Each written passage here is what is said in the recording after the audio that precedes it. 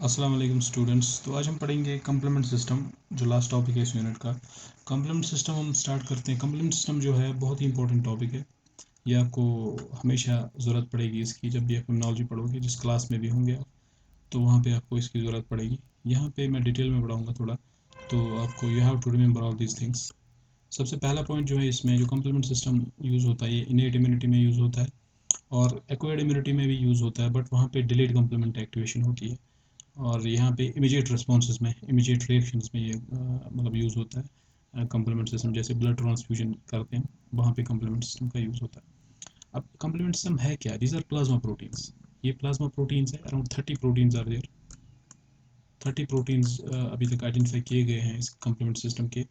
और ये हमेशा लिवर से ही प्रोड्यूस होते हैं, सिंथेसाइज होते हैं, लिवर में भी से प्रोड्यूस होते हैं और कंटिन्यूसली प्रोड्यूस होते हैं। और नंबर इसमें और एक चीज़ आपको याद रखनी है, जैसे मैंने बताया यहाँ पे लिवर, बट इनसिग्निफिकेंट अमाउंट्स इसकी प्रोड्यूस होती है मैक्रोफेजेस और डेंड्रिटिक सेल्स से। मैक्रोफाज और dendritic cells, dendritic cells. Insignificant amounts of these complement proteins are also produced from macrophages and dendritic cells. Mainly they are constitutively produced from liver. और होते कहाँ पे? ये ब्लड में होते हैं, लिम्फ में होते हैं, इंटरस्टिशियल फ्लूइड या एक्स्ट्रासेलुलर फ्लूइड में these proteins are present over there. अब आपको पता है कि मेजॉरिटी ऑफ द एंजाइम्स जो है बॉडी में, मेजॉरिटी ऑफ प्रोटीन्स जो होते हैं वो लिवर से ही प्रोड्यूस होते हैं। But there are some exceptions, जैसे आपके GI tract, gastrointestinal tract के प्रोटीन्स होते हैं, वो वहीं से प्रोड्यूस होते हैं, गैस्ट्रो इंटेस्टाइनल ट्रैक्ट से ही। और जैसे आपके इम्यूनोग्लोबुलिन प्लाज्मा सेल से प्रोड्यूस होते हैं, they are not produced from liver. ये कुछ एक्सेप्शंस है यहाँ पे। अब इसमें क्या है, ये कम्प्लीमेंट प्रोटीन्स, जितने भी प्रोटीन्स है, दीज आर प्रोटियोलिटिक। ये प्रोटीन्स का ब्रेक डाउन करते हैं। दीज आर प्रोटियोलिटिक प्रोटीन्स और या एंजाइम्स। और ये हमेशा सर्कुलेशन में रहते हैं और हमेशा प्रो एंजाइम फॉर्म में होते हैं। ये मतलब ये इनएक्टिव फॉर्म में होते हैं, सर्कुलेशन में, ब्लड में, लिम्फ में, या जहाँ पे भी होंगे प्रेजेंट, ये इनएक्टिव फॉर्म में प्रेजेंट होते हैं। जब भी कोई इन्फेक्शन होता है तब ये एक्टिवेट किए जाते हैं, they are being activated after infection occurs in the body. जो जब भी कोई इन्फेक्शन होता है बॉडी में, कोई पैथोजन बॉडी में घुसता है, तो उस टाइम ये कंप्लीमेंट प्रोटीन्स को एक्टिवेट किया जाता है। यहाँ पे आपको सीधे इस नाम से ही पता चल जाता होगा कि जो कंप्लीमेंट का मतलब होता है which help something, which helps in something. मतलब ये इम्यून सिस्टम को हेल्प करता है, मतलब पूरा वो इम्यून रिस्पॉन्स देने में, या अच्छी तरह से डिफेंड करने में against pathogens. And these complement proteins they act in a cascade. ये कैस्केड में काम करते हैं, मतलब जो इनएक्टिव प्रोटीन ये है, इनएक्टिव प्रोटीन को एक्टिवेट किया गया, ये फिर जब ये एक्टिवेट हुआ, एक्टिव प्रोटीन बनाइए, ये एक्टिव प्रोटीन दूसरे इनएक्टिव प्रोटीन पे एक्ट करेगा और उसको एक्टिव करेगा। जब दूसरा एक्टिव प्रोटीन एक्टिवेट हो गया, तो जब दूसरा प्रोटीन एक्टिवेट हो गया इसका, तो वो प्रोटीन तीसरे इस कम्प्लीमेंट प्रोटीन पे एक्ट करेगा और उसको एक्टिवेट करेगा। वैसे फोर्थ फिफ्थ को करेगा, फिफ्थ सिक्स्थ को करेगा। ये ऐसे कैस्केड चलता रहेगा, कंटिन्यूस कैस्केड चलता रहेगा, ये कंटिन्यूस फॉर्म में ये एक्टिवेट होते रहेंगे ये प्रोटीन्स। इन कम्प्लीमेंट प्रोटीन्स का मेन फंक्शन क्या है, मेन काम क्या है इनका? Number one is they enhance the phagocytosis. Phagocytosis जो होती है, सेल्स करती है, फैगोसिटिक सेल्स, उसको इनहेंस करते हैं, उसको बढ़ा देते हैं। ये कम्प्लीमेंट प्रोटीन उसको इंटेंसिफाई करते हैं फैगोसाइटोसिस को। इन्फ्लेमेटरी रिस्पॉन्स देने में हेल्प करते हैं ये, साइटोलिसिस में, सेल डिवीजन में, मतलब सेल को जब वो किया जाता है, मतलब ब्रेक डाउन सेल का होता है, उसमें काम आते हैं ये प्रोटीन्स। अभी मैं बताऊंगा आप लोगों को, जब से मेम्ब्रेन कम्प्लेक्स बनता है या पोर कम्प्लेक्स बनता है इनकी वजह से, वहाँ से फिर जो कंटेंट्स उस सेल में होते हैं जो अफेक्ट करती है बाकी सेल्स को, उसको उसके कंटेंट्स को स्पिल आउट किया जाता है और उस सेल को पूरी तरह से डिग्रेड किया जाता है। और ये खासकर जैसे ऑप्सनाइजेशन का काम है इसका।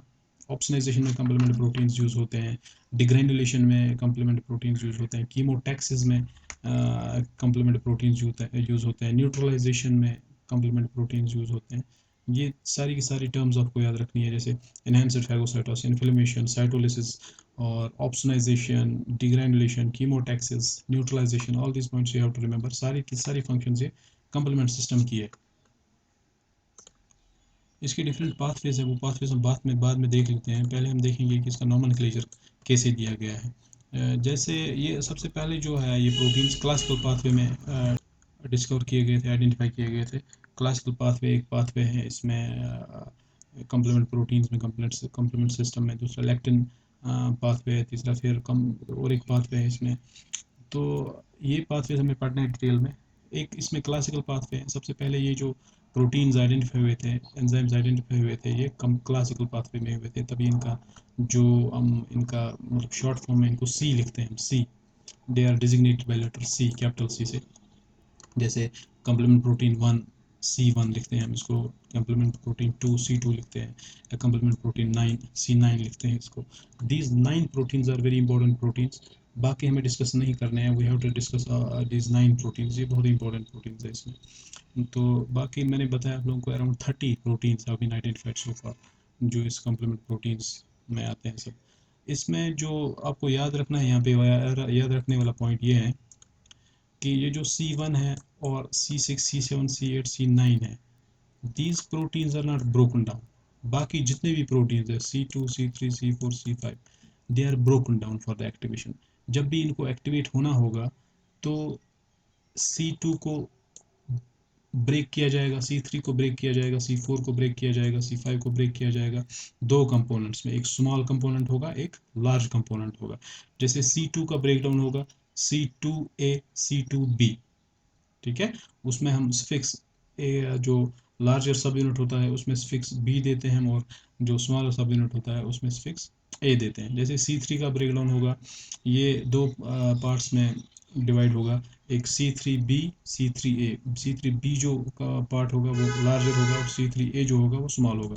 बाकी ये जो प्रोटीन्स है आपको याद रखना है, C1 6 7 8 9, ये मेम्ब्रेन पोर बनाते हैं। 6 7 8 9 मेम्ब्रेन पे पोर बनाते हैं। जो भी आपका पैथोजन है उसके मेम्ब्रेन पे पोर कम्प्लेक्स बनाते हैं ये, मेम्ब्रेन कम्प्लेक्स। तो वहाँ पे ये पोर क्रिएट करते हैं उसमें, और उसको डिस्ट्रॉय करते हैं। उसको, उसके जो जितने भी कंटेंट्स होते हैं वो स्पिल आउट होते हैं उससे, उस पोर से, और फिर उस सेल को डिग्रेड किया जाता है। जो मैंने अभी आप लोगों को बताया कि जब इनका ब्रेक डाउन होता है एक्टिवेट होने के लिए, जैसे C2 C3 C4 C5, तो जो स्मॉलर सब यूनिट होता है उसके साथ सिफिक्स ए लगता है, और जो लार्जर सब यूनिट होता है उसको उसके साथ सिफिक्स बी लगता है।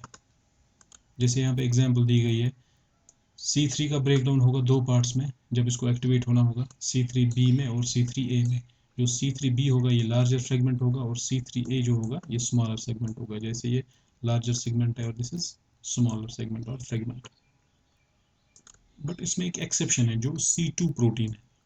C2 प्रोटीन जो है, C2 कम्प्लीमेंट प्रोटीन, ये एक एक्सेप्शन है। सब में बी पार्ट जो होता है, जैसे C3B C4B C5B लार्जर होता है, मगर C2 में लार्जर फ्रेगमेंट C2A होता है, और स्मॉलर फ्रेगमेंट C2B होता है। ये एक एक्सेप्शन है इसमें। मतलब फिर से मैं समझा रहा हूँ, C2 एक एक्सेप्शन है। मैंने बताया आप लोगों को, जितने भी कम्प्लीमेंट प्रोटीन्स होते हैं जब इनका ब्रेकडाउन होता है, जो जिसके साथ बी सिफिक्स जुड़ा होगा वो लार्जर फ्रेगमेंट होगा, जिसके साथ ए सिफिक्स जुड़ा होगा वो स्मॉलर फ्रेगमेंट होगा। यहाँ पे जो हमारा C2 है ये एक एक्सेप्शन है। C2 में जिसके साथ ए सेगमेंट जुड़ा है, ए फ्रेगमेंट जुड़ा है, वो लार्जर सब यूनिट है, और जिसके साथ बी फ्रेगमेंट जुड़ा है वो स्मॉलर सब यूनिट है। ये एक्सेप्शन आपको याद रखनी है। इसके अलावा जो C1 कम्प्लेक्स होता है, C1 प्रोटीन होता है, ये एक कम्प्लेक्स की फॉर्म में होता है। ये तीन सब यूनिट्स का बना होता है। जैसे इसमें इट्स कंपोज्ड ऑफ लार्ज सब यूनिट, जैसे C1Q, और दो प्रोटीएसेस होते हैं इसमें, C1R और C1S। ये जो है पूरा का पूरा दिस थिंग, ये C1 कम्प्लेक्स है। C1 एक अकेला प्रोटीन नहीं है, इसमें अलग सब यूनिट्स होते हैं, जैसे C1Q C1R C1S। These are the three segments, three parts of this C1 complex. आपको अगर इसका स्ट्रक्चर देखना हो तो इसका स्ट्रक्चर ऐसा होता है C1 प्रोटीन का। C1R होगा, C1Q होगा, और C1S होगा इसके साथ जुड़ा हुआ। इसके अलावा जो ये अल्टरनेट पाथवे होती है, तीसरी पाथवे है इसमें, उसमें जो ये होते हैं प्रोटीन्स, उनको हम कैपिटल लेटर से डिजिग्नेट करते हैं, जैसे फैक्टर बी, फैक्टर डी। ये दो प्रोटीन्स होते हैं जैसे अल्टरनेटिव पाथवे में, इनको हम डिनोट करते हैं फैक्टर बी से और फैक्टर डी से। We call them as factors. जितने भी प्रोटीन्स अल्टरनेटिव पाथवे में होते हैं we call them as factors. और इसमें मेनली जो होते हैं फैक्टर बी और फैक्टर डी होता है, we write them by the capital letters.